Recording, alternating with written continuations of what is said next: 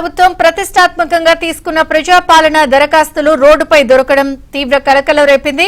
హైదరాబాద్ లోని బాలానగర్లో data entry కోసం ఓ private ఏజెన్సీకి అప్పగించిన దరఖాస్తులు రోడ్డుపై దర్శనమివ్వడం సంచలనమైంది. దరఖాస్తులను ర్యాపిడో వెహికల్ పై తరలిస్తూ ఉండగా జారీ చేసి రోడ్డు మీద పడిపోయాయని, ఈ దరఖాస్తులు రంగారెడ్డి జిల్లా హయత్ నగర్ మండలానికి చెందినవిగా తెలుస్తోంది. అధికారుల తప్పిదం, ప్రైవేట్ ఏజెన్సీ నిర్వాకంపై సర్వత్రా విమర్శలు వ్యక్తమవుతున్నాయి.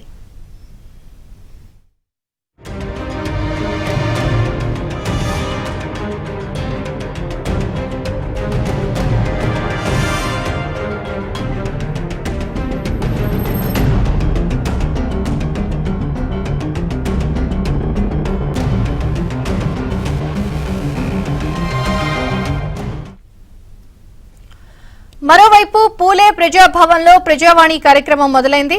సమస్యలు చెప్పుకునేందుకు రాష్ట్రం నలుమూలల నుంచి భారీగా తరలి వస్తున్నారు ప్రజల నుండి వచ్చిన విన్నపాలను పరిశీలిస్తున్నారు. Prajavani state nodal officer Divya, GHMC commissioner Ronald rose.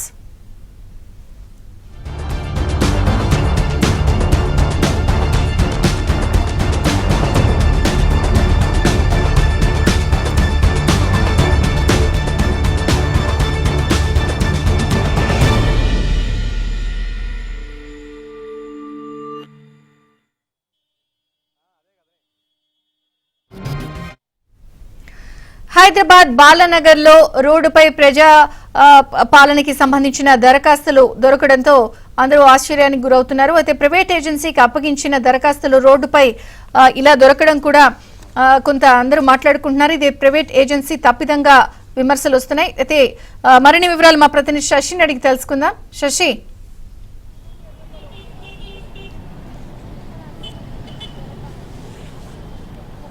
ప్రజాపాలనకు సంబంధించినటువంటి దరఖాస్తులు బాలనగర్ ఫ్లైఓవర్ మీద లభించాయి. బాలనగర్ ఫ్లైఓవర్ మీద ర్యాపిడో బైక్ మీద తీసుకెళ్తున్నటువంటి నేపథ్యంలో ఆ ర్యాపిడో బైక్ మీద వెళ్తున్నటువంటి ఆ వ్యక్తికి సంబంధించి ఆ యొక్క ప్రజాపాలన దరఖాస్తుల పేపర్లు రోడ్డు పాలయ్యాయి. ఆ వెంటనే గమనించినటువంటి వారంతా కూడా ఆ యొక్క పేపర్స్ అన్ని కూడా సర్దిపెట్టారు. అయితే ఇవన్నీ కూడా ఎక్కడి నుంచి వచ్చాయి ఏంటని చెప్పేసి ఆరా తీసేటటువంటి ప్రయత్నం చేయగా ఇవన్నీ కూడా ఆన్లైన్ డేటా ఎంట్రీ చేయడానికి తీసుకెళ్తున్నట్టుగా తెలిసింది. ఒక్కొక్క అప్లికేషన్ని డేటా ఎంట్రీ చేయడానికి ₹5 చొప్పున ప్రైవేట్ ఏజెన్సీకి అప్పగించినట్టుగా తెలుస్తుంది. ఇవన్నీ హయత్ నగర్కి సంబంధించినటువంటి అప్లికేషన్స్ అంటూ ప్రస్తుతం తెలుస్తుంది. హయత్ నగర్ నుంచి కూకట్పల్లికి తీసుకెళ్లి అనంతరం అక్కడే డేటా ఎంట్రీ చేసేందుకు వీలుగా ఒక ప్రైవేట్ ఏజెన్సీకి ఇదంతా కూడా అప్పచెప్పారు. సో ఆ ప్రైవేట్ ఏజెన్సీకి సంబంధించినటువంటి వ్యక్తులకు అప్పచెప్పేందుకు ఈ ప్రజాపాలన దరఖాస్తులను తీసుకుని వెళ్తున్నటువంటి నేపథ్యంలోనే బాలనగర్ ఫ్లైఓవర్ మీద ఒక అట్ట బాక్స్లో తీసుకెళ్తున్నటువంటి నేపథ్యంలో అందులో నుంచి జారిపోయి రోడ్డు పాలయ్యాయి. సో మొత్తానికి అవన్నీ కూడా ప్రజాపాలనకు సంబంధించినటువంటి దరఖాస్తులు అంటూ కూడా తెలుస్తుంది. సో ఈ అంశం మీద కొంత విమర్శలు వస్తూ ఉన్నాయి. ఇప్పటి వరకు కూడా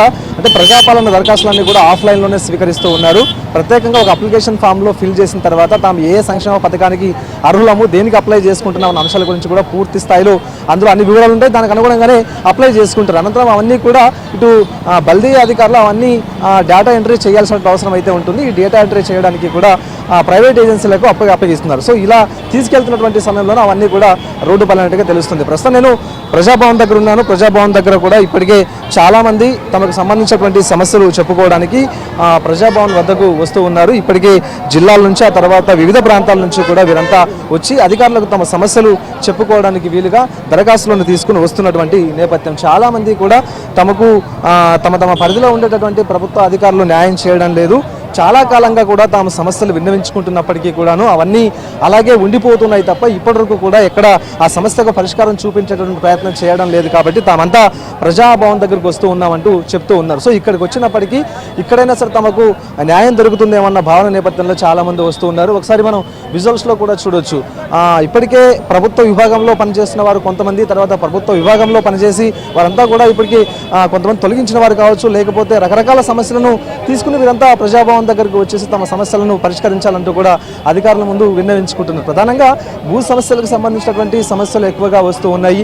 ఇక ఇదే కాకుండా డబుల్ బెడ్రూమ్ హౌసెస్తో పాటు ఆ తర్వాత ఇంకా తమ భూముల్లో వేరే వాళ్ళు కబ్జాకి యత్నించారనో, లేకపోతే భూములకు సంబంధించినటువంటి సమస్యలు పరిష్కరించడం లేదనో ఇలాంటి సమస్యలు ఎక్కువగా వస్తున్నటువంటి నేపథ్యం అయితే సో కనిపిస్తుంది. సో మొత్తానికి మాత్రం ప్రతినిత్యం కూడా ప్రజా భవన్ దగ్గరికి మాత్రం చాలా పెద్ద ఎత్తున జనాలు వస్తూనే ఉన్నారు. ఉదయం తెల్లవారుజామునే వచ్చి వివిధ ప్రాంతాల నుంచి వీరంతా ఇక్కడ స్టే చేస్తున్నారు. అయితే 10 గంటల నుంచి 1 గంట వరకు మాత్రమే ఈ దరఖాస్తులు స్వీకరిస్తారు కాబట్టి సో ఆ సమయంలోగా తాము అందుకుంటామో లేదా అన్న భావన నేపథ్యంలో సుదూర ప్రాంతాల నుంచి వచ్చేవారంతా తెల్లవారుజామునే వచ్చేసి ఇక్కడ స్టే చేస్తూ ఉన్నారు.